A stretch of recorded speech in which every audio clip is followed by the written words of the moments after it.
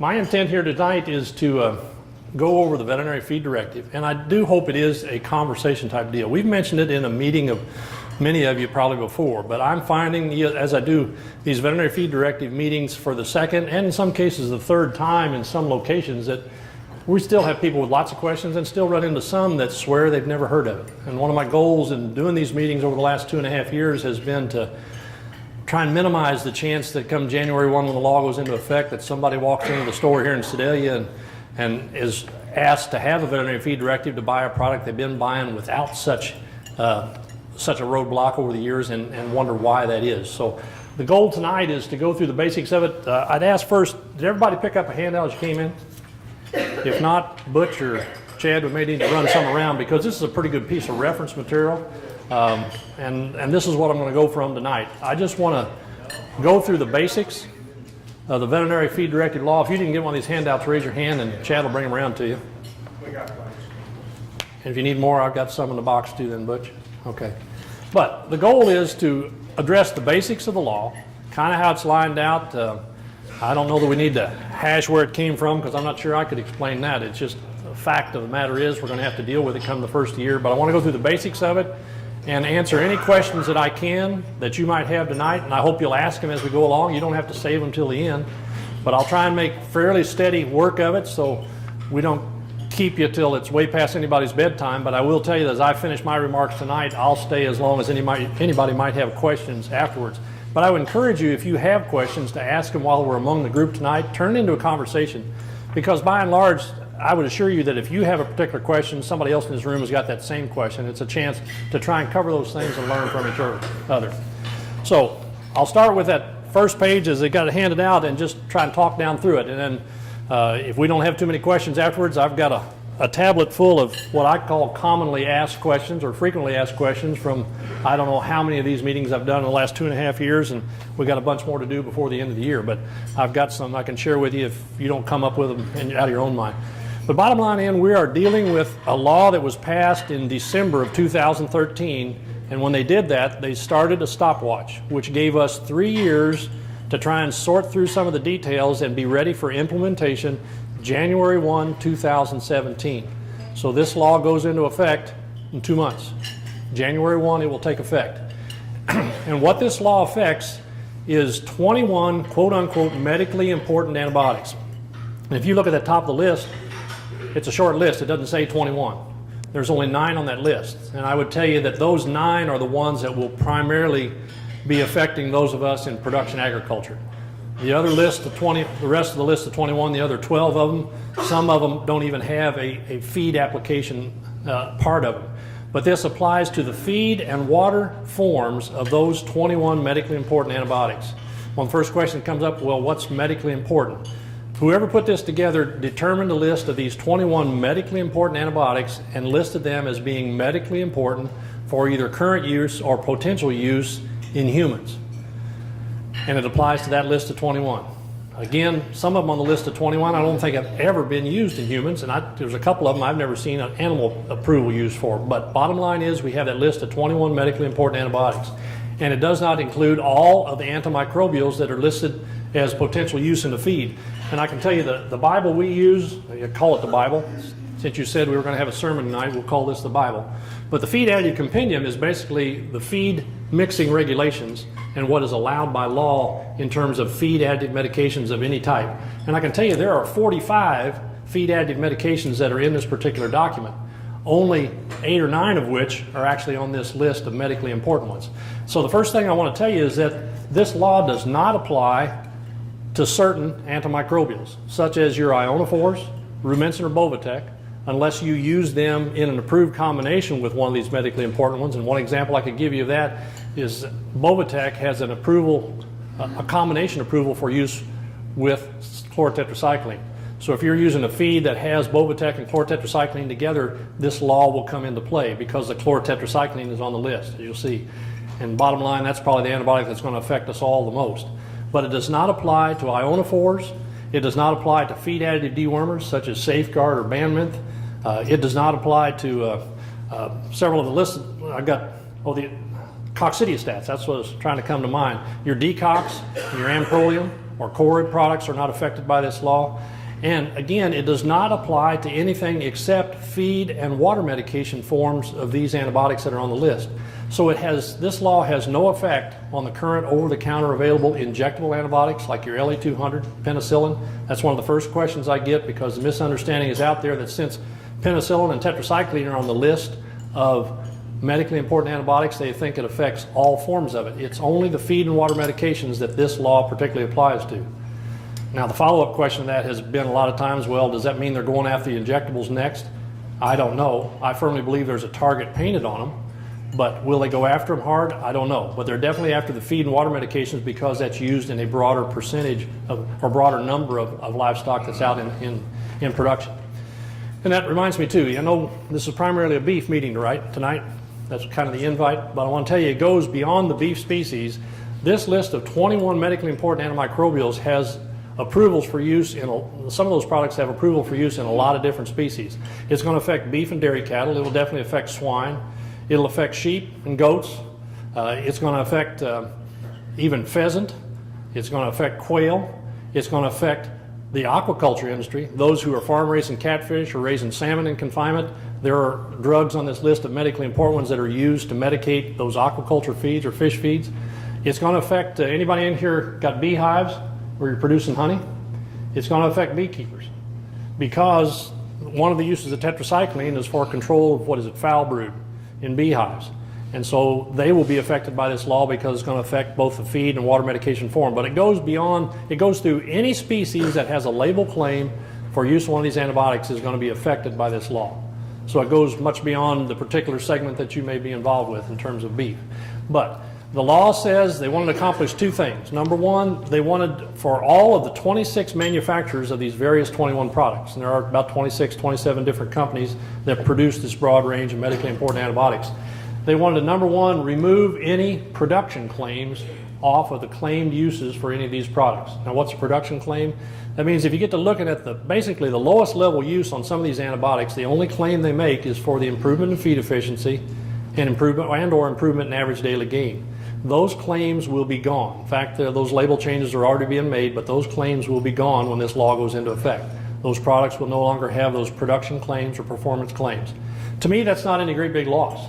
I mean, the early days of especially confinement pork production, when I was working with that pretty closely, there were a lot of producers that used, say, tetracycline at a real low level strictly for improvement in feed efficiency and average daily gain.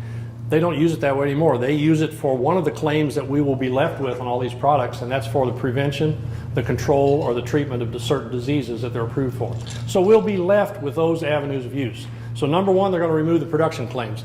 Number two, what they were after, in order to basically address the concerns that led to this law to start with, they wanted to increase the amount of veterinary involvement or veterinary oversight in the decision making about whether it's appropriate to use one of these 21 medically important antibiotics in the form that we want to, either feed or for water. So they wanted to increase veterinary involvement in the decision. And they did that in two ways, and this is where the law kind of makes a split, which is kind of strange to me, but basically it's saying come January 1, there will no longer be any production claims on these products, and two, there will be a requirement to have veterinary involvement, and that's done in two ways. For the feed additive medications, come January 1, in order to buy one of those current feed additive medications that are affected by this list, you will have to have on file with your supplier, the store here in Sedalia, the MFA store, you'll have to have a veterinary feed directive document on file for that particular antibiotic for the particular claim that you want to use it, according to what's improved in the Bible that I told you about. Because we can't use anything extra label, but you'll have to have a veterinary feed directive.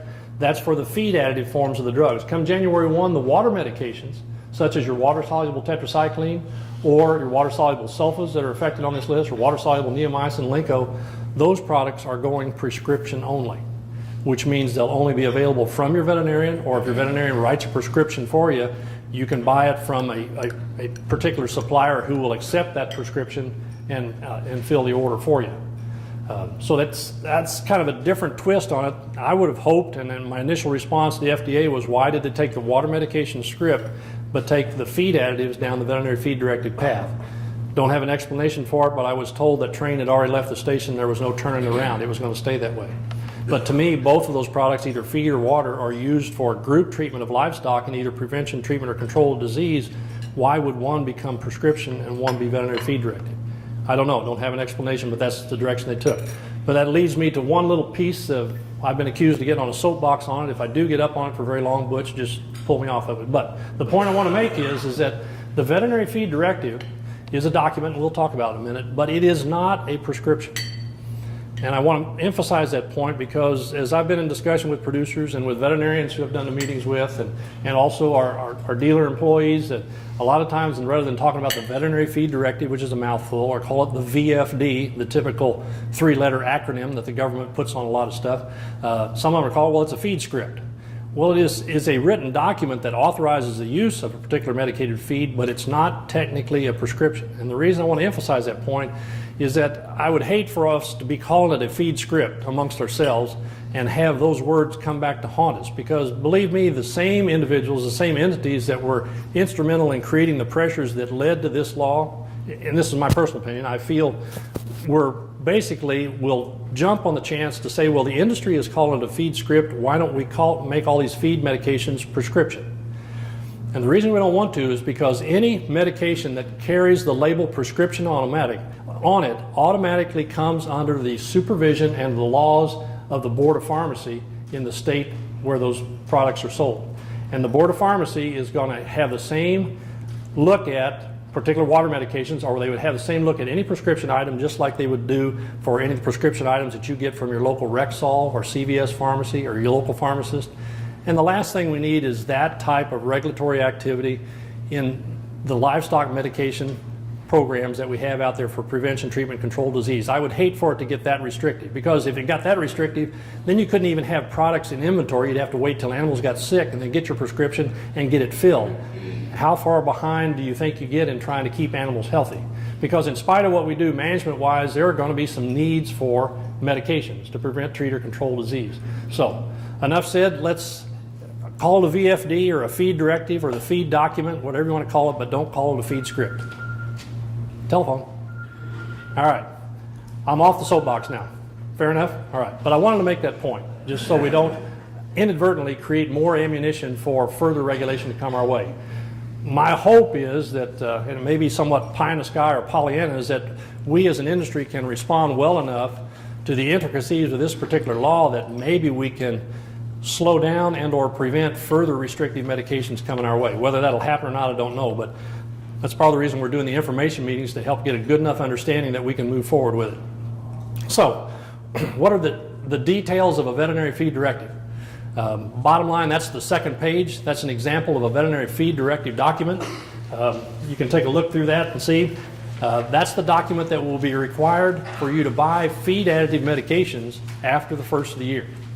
And if you have any medication currently on your property that come January 1, even if you buy it in December or November of this year, come January 1, you're supposed to have a veterinary feed directive in your possession or on file in order to continue feeding the product.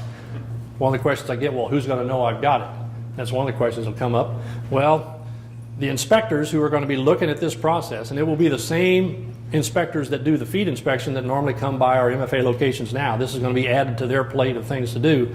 We'll be asking about veterinary feed directives, and they tell me they very well may be asked by the FDA to ask, say, those at the local MFA, who have you sold this particular VFD drug to in the past 2 months, and in what quantities. So if you're trying to load up at the end of this year, I mean, that's fine, it's your prerogative, but two reasons not to. Number one, the product you buy excess of, it may lose its effectiveness or go out of condition if you carried too much of it. And number two, even if you got extra of it on hand, by law you're supposed to have a veterinary feed directive in order to continue to feed it or to utilize it after the first of the year. So, I mean, you can roll the dice and see if the inspector picks up on it, I suppose, but I'm not interested in playing those kind of games, especially when it comes to regulatory activity, but I know some will. And so we'll see how that goes. But the law goes into effect January 1, and this veterinary feed directive document is what you're going to have in place. What I've listed on that document, and that is a document that I created. I had help with somebody there at MFA office create that, because it is an electronic PDF form that I have made available to practicing veterinarians if they want to use it, because it can be filled out and signed on a computer as long as the right information is in there and utilized as a veterinary feed directive document. This new law allows all those documents to be created and stored electronically if they're stored that way. The original Veterinary Feed Directive law that went into effect in 1996, which this one is a relaxed form, it required triplicate paper copies only. It had to either be hand delivered or mailed. This one at least allows us to do electronically. This also allows the flexibility to maintain those products that you've been used to using still in the distribution inventory. In other words, the Sedalia store could still have some of the cattle charge CS700 or the 4G crumbles or AS700, whatever it might be, those medicated products that will be affected by this list, they can still have them in inventory ready for you to purchase as you've been purchasing them, as long as you have a veterinary feed directive on file that will then authorize it. So the documents you have there, everything on that document is required information except the two that I got an asterisk by. And those two pieces I have an asterisk by are just additional information that a veterinarian may or may not want to put in place. Just added information they could put to it. A couple things I want to point out to you. Number one, it lists the veterinarian and it lists the producer. That's an important point. This particular copy of the document, and it's not required by law, doesn't list a designated supplier, which to me is a failure of the law, and I hope they will change that. But we've been asking that question for the last 2.5 years because by law, this veterinary feed directive document, the veterinarian has one, he creates it, he gives a copy to the producer, and wherever the producer wants to buy the product gets the third copy. And each three of those individuals that are part of this process then has to keep their copy of that veterinary feed directive for how long? 2 years. Yeah, you've been reading the stuff. Plus it says, I think, in the bottom right corner of that document, or you've already been reading ahead, whatever works. But so why isn't there a designated feed distributor on there? I don't know. I think it needs to be put on there, and we'll see if that changes. But this, actually, when the law came out, the federal government didn't even say there had to be a common format. They just said you had to have these 14 or 15 items.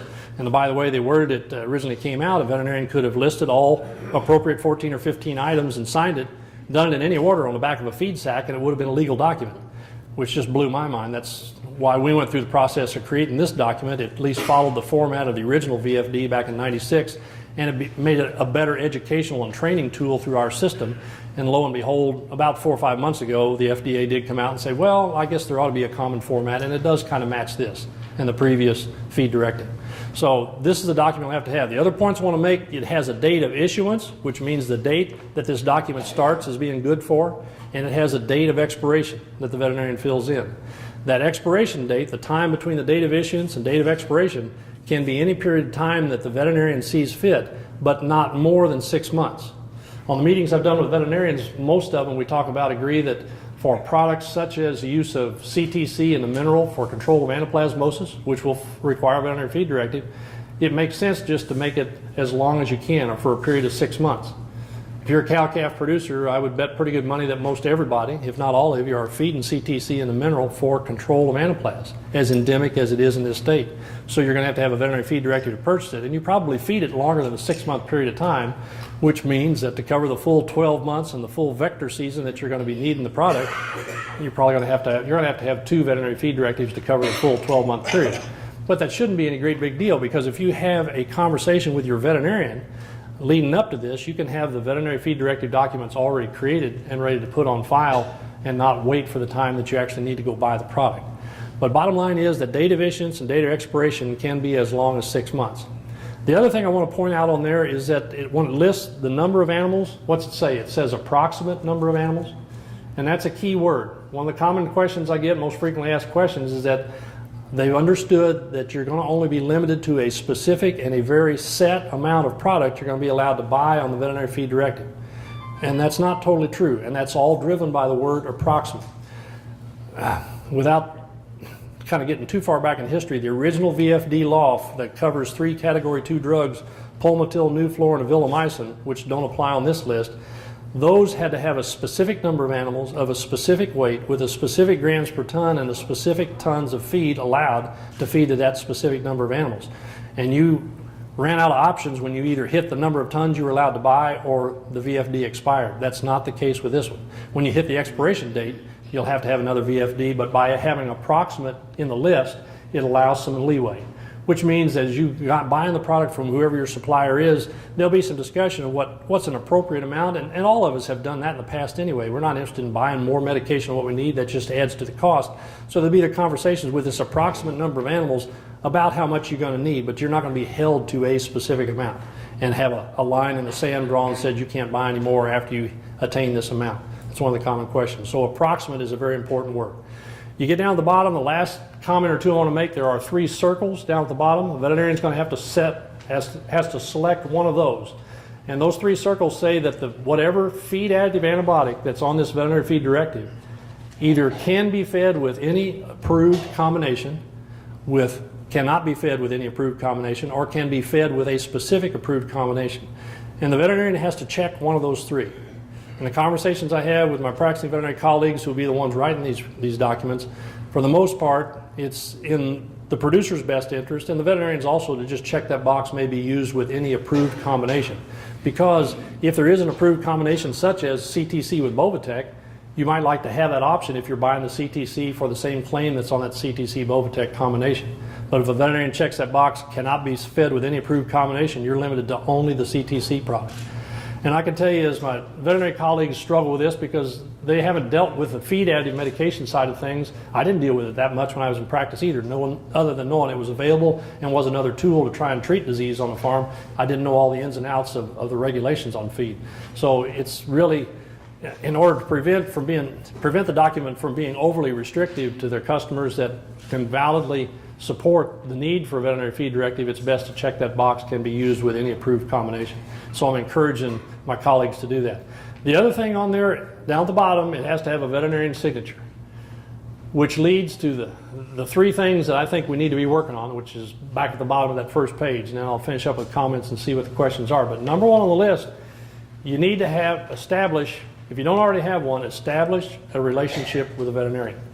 Depending on where I go in the state, I get sometimes more, sometimes less response that, well, that's hard to do. There's no veterinarians in here doing food animal medicine. Nobody around. That can be a challenge, but you've got to establish a relationship, because the veterinarian whose signature goes on this document, the one who fills it out, has to, number 1, be licensed in the state where the treated animals are going to be medicated. Not any great big deal for here where we are in Missouri, but I get over to state lines close to Kansas, Oklahoma, and Iowa. That could be some difference. If you have a Missouri producer who has livestock across the state line, that may come into play as far as which veterinarian writes the veterinary feed directive, depending on whether their local practitioner in Missouri has a reciprocation agreement or a license in the neighboring state. That creates some issues, but shouldn't be here. But number 1, have a relationship with a veterinarian. And what does that relationship entail? Because part of this veterinary feed directive law states that the veterinarian that fills this out not only has to be licensed in the state where the animals are medicated, but has to have a valid veterinary client-patient relationship, or VCPR, with the farm that they're writing this VFD for. What does it take to have a valid veterinary client-patient relationship? That's spelled out very well and very adequately and has been accepted by the FDA. It's spelled out adequately within our state practice statutes within the state of Missouri. And the 3 biggest tenets of that valid veterinary client-patient relationship is, number 1, that the veterinarian accepts responsibilities for making the medical judgments and the producer accepts the responsibility to follow them. Number 2, that the veterinarian who's going to sign this document has enough knowledge of the operation to be able to make the medical judgments related to this particular veterinary feed directive medication that we're talking about. And number 3, the veterinarian has to be readily available for follow-up, which means it's somebody that you ought to have knowledge of your operation and have some kind of relationship with. So number 1 on the list to be doing is to establish a relationship with a veterinarian if you don't already have one. The second thing on the list, whether or not you have a relationship with a veterinarian, I'm encouraging all producers that I visit with to sit down and make a list of what water medications and or feed medications you have made use of in your operation that are going to be affected by this list that I gave you. And use that as a starting point conversation with whatever veterinarian you're talking with. Either the one you already have a relationship with or the one you're going to establish a relationship with. Because even if you have a current good working relationship with a veterinarian that's going to be willing to sign these for you, I'd almost bet a little bit of money, and I'm not that much of a betting man, but I'd almost bet a little bit that they probably don't know all of the feed and or water medications that you have made use of in some of the in and outs of disease control on your operation. In other words, they may not know that you're using a weaning ration that contains either chlorotetracycline or tetracycline and sulfa together to try and prevent pneumonia, which is a valid use of a product. They may not know that you've used water medication in the past in order to treat pneumonias. It's a valid use of the product. You ought to have those discussions, but make that list. So those are the 2 things to be doing. The third thing to be doing then is start thinking along the lines of where the discussion with your veterinarian should go. And that's, number 1, do I really need this antibiotic that's going to be put on this veterinary feed directive? And if so, you know, how long am I going to use it? Let's talk about the use of it. But in addition to that conversation, what might I do different as I go forward from this point in time that might get me to a point where maybe I don't need this antibiotic or need less of it? What changes can I make? And I've made a list of things there. You know, there's lots of things that are coming along that will make some difference, potentially some difference in the immune status of the animals that we're potentially having to fight disease in, and or may help them need antibiotics less. Genetics, number one on the list. They're starting to do some identification and genetic mapping of different types of livestock that are identifying some genes that are linked to increased resistance to respiratory disease. So genetics may play some role in the future. It may affect some of the bulls you select to breed to in a cattle operation that will improve the health and performance of the calves you have and maybe decrease the need for medications because they have a stronger immune system, more resistant to disease. Might we do some different things environment-wise in terms of the pasture that we offer them, and that gets into the nutrition side of it. But nutrition is probably one of the biggest things, and we'll make a few comments about that tonight because there are some feeding changes already in the works. If you've seen right here beside me, MFA's Shield product line, or Shield Additive, that's built into a lot of products now, is a step in that direction to try and do things nutritionally that will improve the performance and improve and strengthen the immune system of animals to where maybe they don't even need the antibiotics. And I would leave it up to Butch or Chad or anybody to talk about some of the comparative things that have been done in using a product that contains Shield and Rumensin versus the same product that contains, say, a CS700 or antibiotic, and what that does to commingled calves that are purchased and put through a system, those that you typically have thought in the past would need or benefit from the use of antibiotic. The Shield technology, for all the components that are put into it, has offered some performance and disease prevention capabilities that have minimized or eliminated the need for antibiotic. The other thing that it's done, it's created an opportunity for the antibiotics to work better when you do have to use them, because it is better nutritionally supporting the animal's own defense system. And that's one point to make tonight when we're talking about antibiotics. If we didn't realize it before, it's important to realize that the antibiotics we use don't work by themselves. If we're preventing, controlling, or treating disease, you still have to have an animal system who can work with that antibiotic in order to fight the disease off. So if we can do some things to improve that animal system, we can actually either have less need for the antibiotic or make the antibiotic work even better in a shorter period of use when we do have to use it. And that's one of the reasons I focus a little bit on the nutrition. It wasn't necessarily a strong point of my veterinary training and background, but I think all of us realize how important nutrition is for maintaining health, whether it's our own health or any species that we're actually caring for. And I think, well, I know for the greatest part of the time when I work with beef and dairy and swine systems throughout, we've focused an awful lot on really what's the key word, least cost formulation. And what's least cost formulation do for us a lot of times? It gets us down into lesser cost ingredients, less cost feed, which is fine to a point, but how many times do we let that lead us into a path where we have a set of components going into our feeding programs that have nutrients that are not quite as available or not as at high a level as they ought to be in order to properly support the growth and immune performance of the animals that we're feeding. So I'm hoping that the conversations we have around meeting the details of this regulation will also talk about the nutrition end of it and get us to a point where maybe I've kind of started talking about a term of better nutrient formulation, not necessarily least cost formulation, because pieces of the Shield technology, I can tell you, and I don't know all the details because Dr. Jim White, our nutritionist, formulated this, and he won't even tell me the details. Butch, has he told you what's in there? He said he'd have to kill me if he did. He's not wanting to do that. But I know that they're making use of some phytogenetics or some plant-based products that are in there. They're making use of some essential oils, and they're also making use of basically chelated or proteinated trace minerals that are much more readily absorbed, easily absorbed, and better utilized by an animal's immune system. Some of the things that are being put into nutritional technologies, you can actually find a lot of discussion of them if you read the Human magazine. Anybody ever seen the magazine called Nutraceuticals? I had a chance to subscribe to it free as a digital form, and I'm amazed at the kind of stuff that people are buying. How much of it actually has a little proof behind it, I don't know, and that's the one other comment I want to make about the nutritional aspect of it, and I'll try not to stay on this soapbox too long too, but be wary as we go forward, because there's going to be more and more pressure of something being added to the feed that may be the next best thing since sliced bread.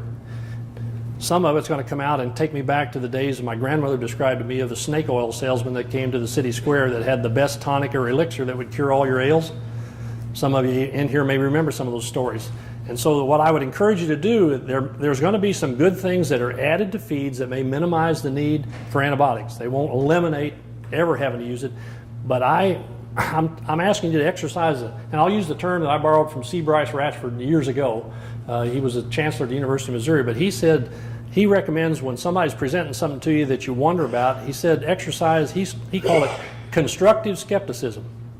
And I like that term. I mean, skepticism is one thing where you say, no, I doubt it, that can't be right. But how about being constructive with that skepticism and start just asking them questions? Try and push them and see if they have the information behind it, some research behind it to see, ask constructive questions to see if there's really proof of what they're trying to tell you that this stuff will do. Because there are products out there that can be used that have some proof behind them that haven't been used in the past because least cost formulation kept those things from coming into the formulas. But as we have opened the door now to consideration of those things, more of them will come into formulations without creating as great an increase in cost of feed as what we worried about in the past. Fair statement, Butch? You know, so there's some things coming up, but those are the things we need to consider, and that's the basics of the law. What have I forgotten? Because I've given this thing so many times, I sometimes think I said something that I didn't. Let's walk them through. Say Matt comes in, or any of you here that wants to have. Picking on Matt. He's got a veterinarian sitting next to him, but I'm picking on him. But just explain what's going to happen when they come through the door and say, I'm going to read my calves and I want cattle charged with CF700. Yeah. You tell them how they go about the procedure. Well, your normal process coming in the store is what? Walking to the counter and saying, I need to buy so much of this particular product. Okay, you're still going to have that same approach, but as they key that into the system is going to flag and says, this particular product requires a veterinary feed directive. So the store then will have to be able to check to have a veterinary feed directive on file for you for that product, for the claim that's listed on that product, before they can actually complete the sale. The store will still be allowed to have that product in inventory, as we've had in the past, but they can no longer sell it unless they have a veterinary feed directive on file for that product, for that claim. And that's the basics of it. But what I've told you before in terms of how these things have been put together, if you have the discussion with your veterinarian, these things can be on file ahead of when your actual time frame and need for the product. Question? That's only going to be good for 6 months? And he asked, is that only going to be good for 6 months? For a maximum of 6 months, yes. Which means if you have the conversation with a veterinarian, you could have a VFD written for a particular use of a product. Let's use the CTC and the mineral for a fact as an example. That ready come January 1, 2017 for a period of 6 months, which would be through June 30th, 2016. They go by months. They're not going to count out, 6 months worth of days. But you can also write one then that starts July 1 and goes through December 31st because it's not going to be active until that issuance date, July 31st. You could have both of them on file ready to go and be in place to not miss a lick in buying the mineral that you've been buying for your cows. That makes some. No, you can't get it for a lifetime. Not that I know of. And I tell you, I say you can do it that way. Depending on the FDA person I talk to, some of them say they don't want them written until the day you're ready to issue them. In my mind, they're only good for the time period that they're written for. So depending on why you're writing them, and especially for something like the anaplasma control, that makes some sense. So you could also apply that same thing to somebody that's background feeding calves, that you're buying sale barn calves, and over a period of certain time that you're going to buy, well, let's use an example of say, you'll go through 1,000 head, but you're going to buy them in 10 groups of 100. But the protocol for incoming that's been accepted by your veterinarian is making some use of one of these antibiotics in a feeding protocol for the first 14 days coming in. That could be written for a 6-month period that covers all 1,000 head of cattle, even though they come in 10 separate groups. And you can do the same thing for an extended protocol if you're buying those same group increments over a year's time. You just want to write your VFD for the approximate number of animals that's covered by the time period you wrote it for. But no, you can't write them for a lifetime. Because bottom line is, one of the goals of this program, I think, even though they're not stated what the goals are, that's kind of interesting to write that up, is to decrease the overall use of antibiotics in feed products, which makes some sense. And I will grant that there's room for improvement to be made, because I still think there's probably a few producers out there, like I had as clients in private practice, that knew if something was approved at 2 pounds per ton for a certain disease, that if they put 4 pounds per ton, it was going to work twice as well, even though it wasn't approved that way. There's probably still a few out there that do that. I think it's much fewer than what it used to be. There's been more judicious use of these products all along, but there is room for improvement in what we're doing and how we raise livestock, and room for improvement in the amount of antibiotics that we use.